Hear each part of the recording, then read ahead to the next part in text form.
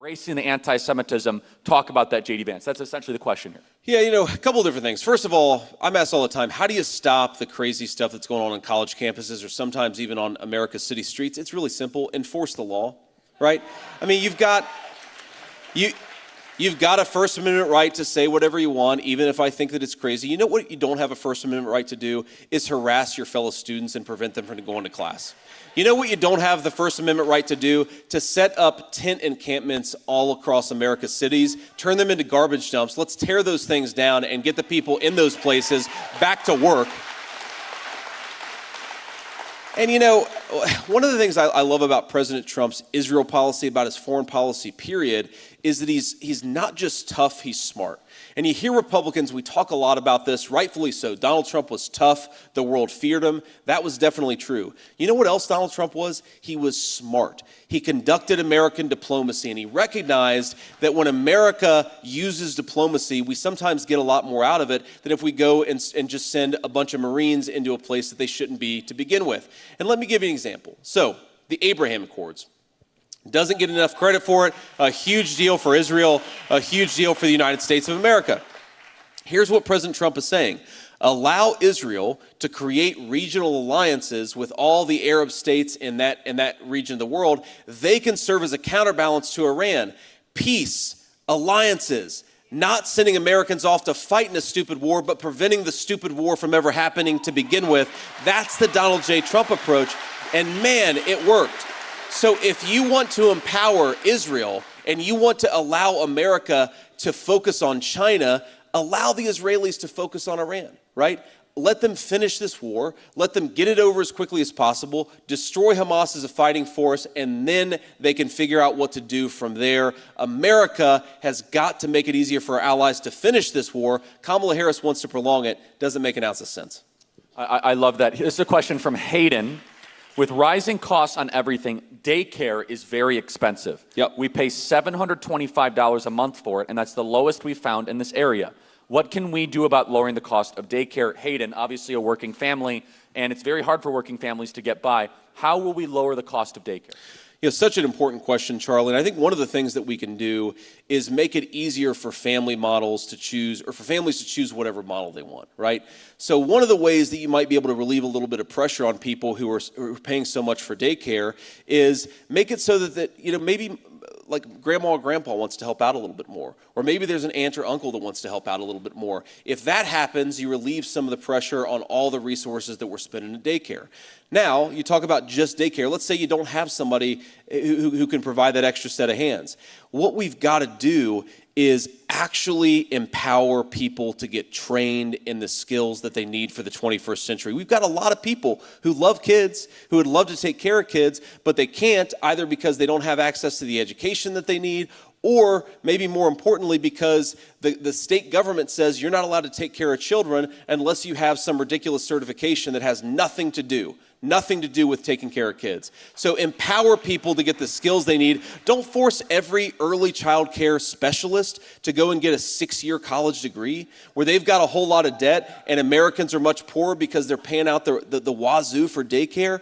Empower working families, empower people who want to do these things for a living, and that's what we got to do. All right, we have 2 more questions here. This one here, I really want to see. This is from Howard. I really want to see you and Donald Trump and you be successful. What can I do materially in the grassroots to make a difference? It's another great question, and I'll answer it with something that a Senate colleague of mine, another great conservative, would say when he was out campaigning for me in the state of Ohio in 2022. He would say, I want you to go out and I want every single person in this room to vote 10 times.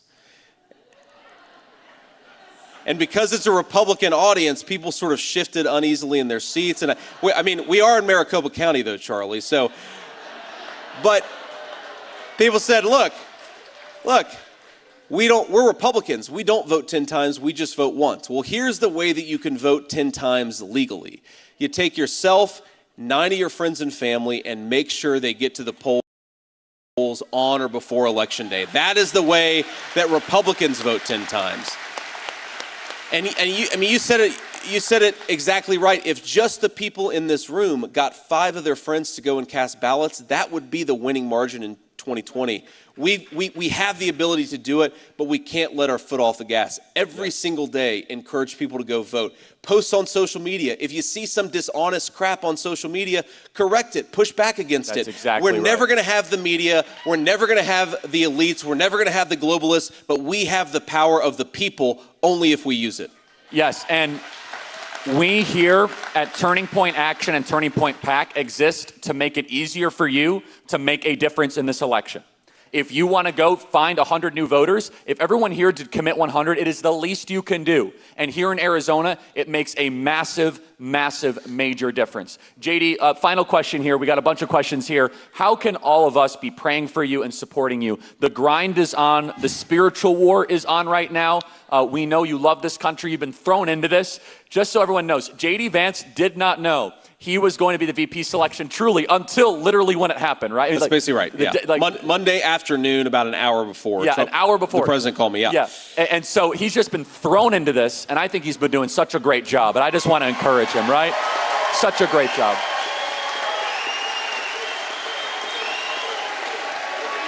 Thank you all.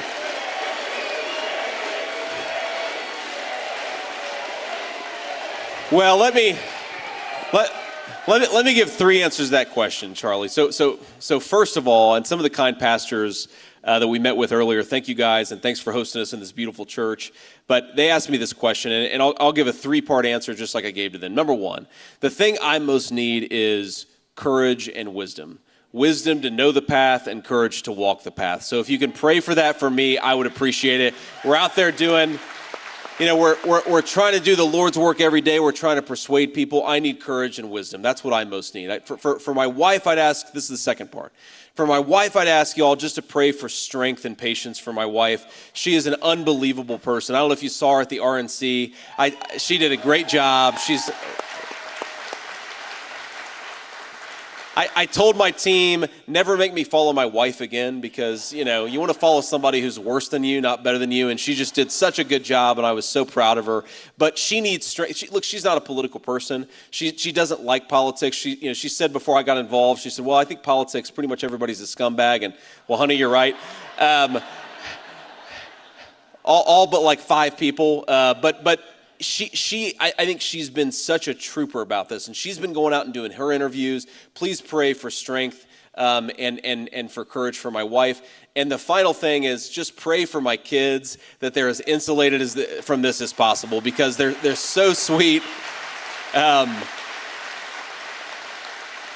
I think all of you know, we've all seen kids at different phases, but we have a 7-year-old, a 4-year-old, and a 2-year-old. They're such beautiful, happy kids, and I just want them to stay that way. I don't want politics to change who they are, and so just pray that they can be as insulated as possible from this. And most of all, just pray for our country. I mean, one of the things, Charlie, I think that we have to do, or I should say I have to do a better job at, as the guy running to be your next vice president is, yes, there's a lot that is wrong with our current leadership. The border's wide open. We have a disastrous inflationary set of things going on that make it hard for people to afford a good life. But we still have, and I have learned this very personally last 6 weeks, flying around the country, driving around the country, we have the best country on the face of the earth. We have...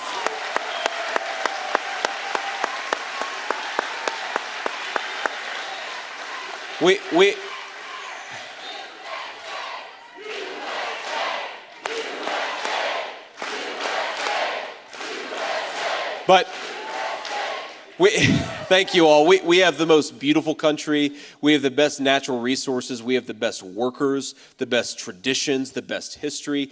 The only thing that we need to fix is the broken leadership, and you all can do that. God bless you all. Thank you for everything you're doing. JD Vance, and please everybody. help us. Thank you so much. Thanks for having me.